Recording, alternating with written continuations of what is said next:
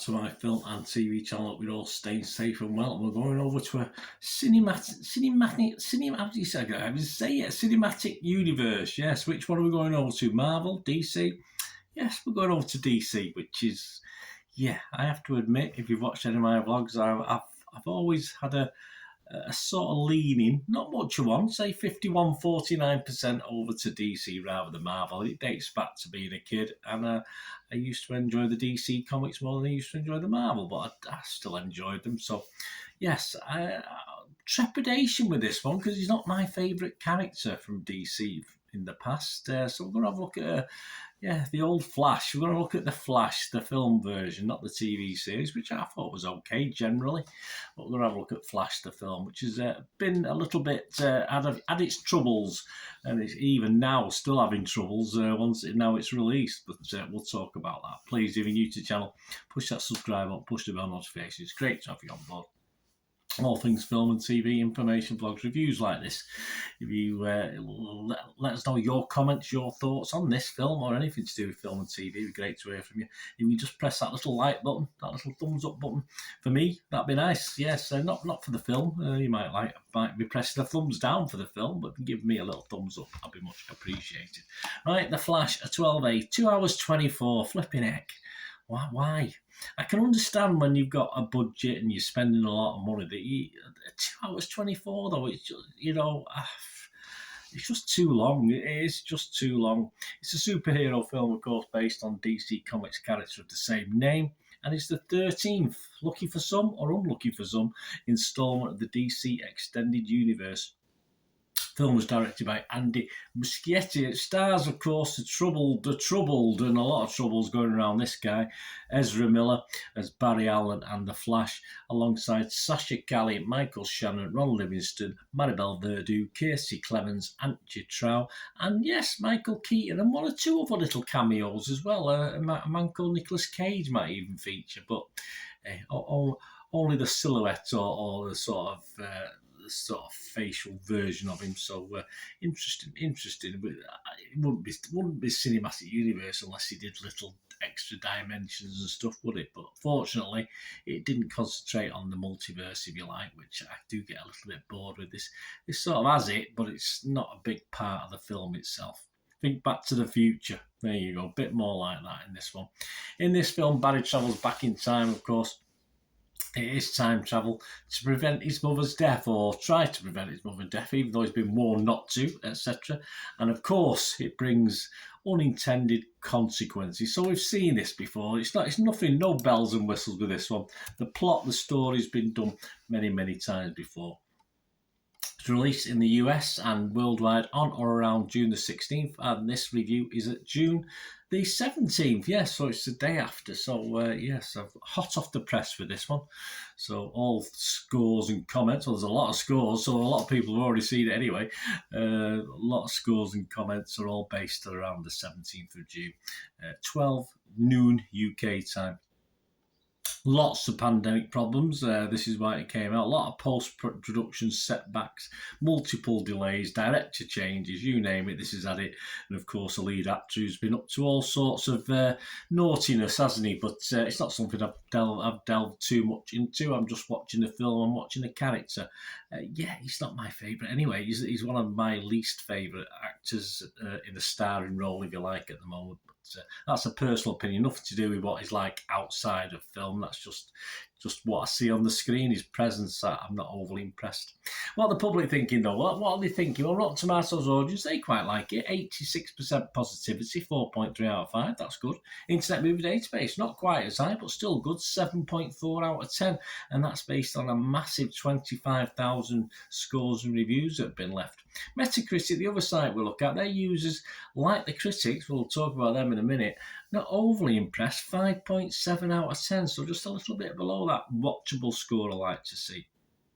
So the public are mixed to good, I think. The critics, what about the critics? Well, they're similar style, in fairness. Rotten Tomatoes, quite like it, 66% positivity based 279 reviews, an average rate of 6.3 out of 10. That's passable, 185 fresh, and 94 rotten. So 2-1, 2-1, which is okay. Dylan Roth from The Observer, this is what he had to say. He said, "The Flash is no genre-redefining masterpiece, it certainly isn't, and it's unlikely to appeal to viewers who aren't already bought into the superhero oeuvre. But it's a much better movie than what's being advertised." Well, I don't know what's been advertised. I must have missed something. Yeah, I mean, it is one of the better DC universe or even Marvel universe offerings.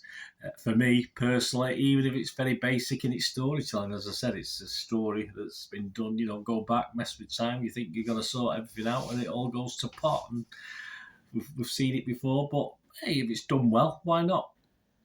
Larushka Ivanzadeh of the Metro newspaper here in the UK said, "We're all feeling a bit multiversed out." Yeah, possibly, yeah. Right now, in the wake of Spider-Man Across the Spider-Verse, I've not watched that yet. I am down to watch it, but not yet.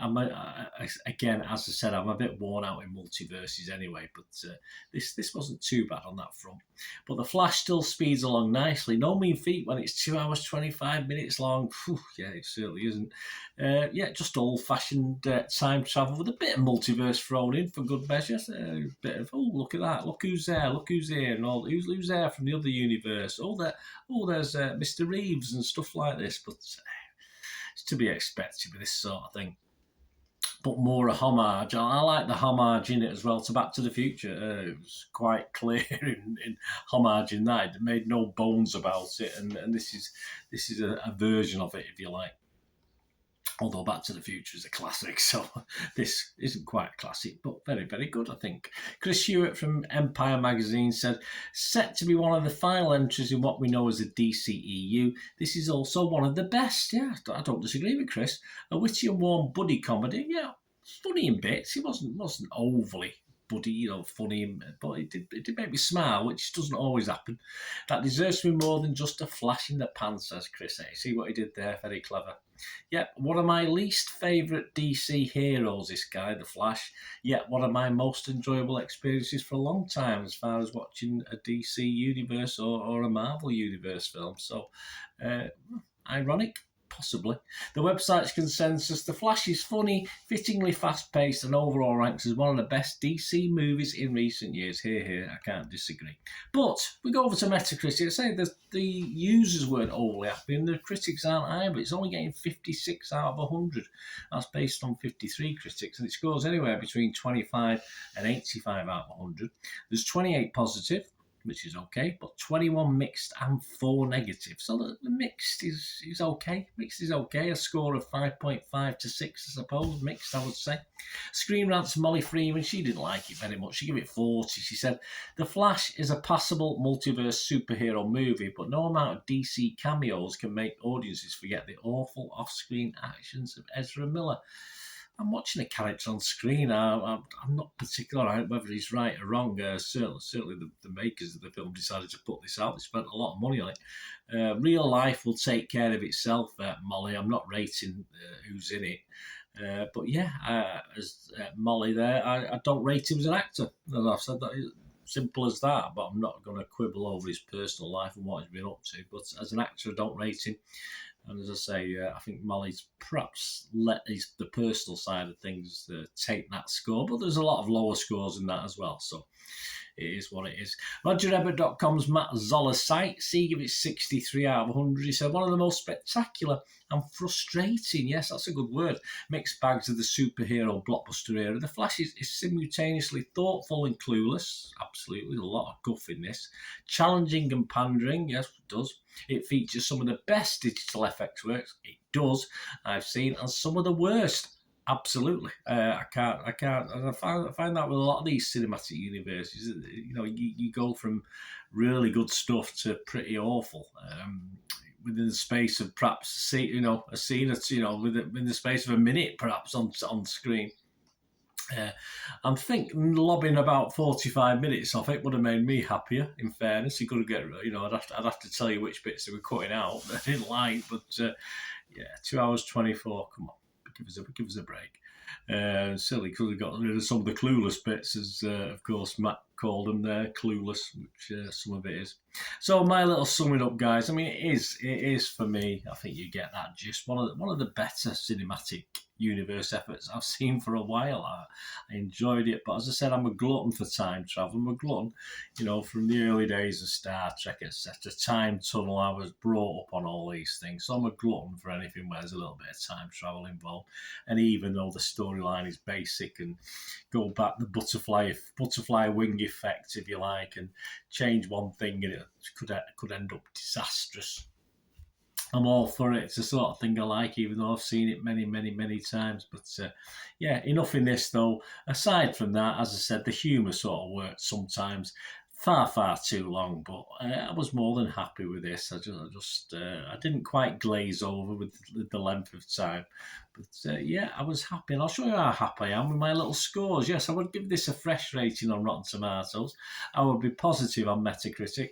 And yes, despite it being 45 minutes too long, I've gone mad. Yes, I'm going to give this 7.5 out of 10. So, about in line with what the Internet Movie Database is at the moment. So, that's possibly one of my highest scores so far this year. I think I've had an 8 or 2, something like that. But I'm going for 7.5 out of 10, despite the problems I have with it. I say mainly despite the problems of some of the animation, if you like, and some of the CGI, and of course the length of the film. Let me know what you think, guys. Great to hear from you.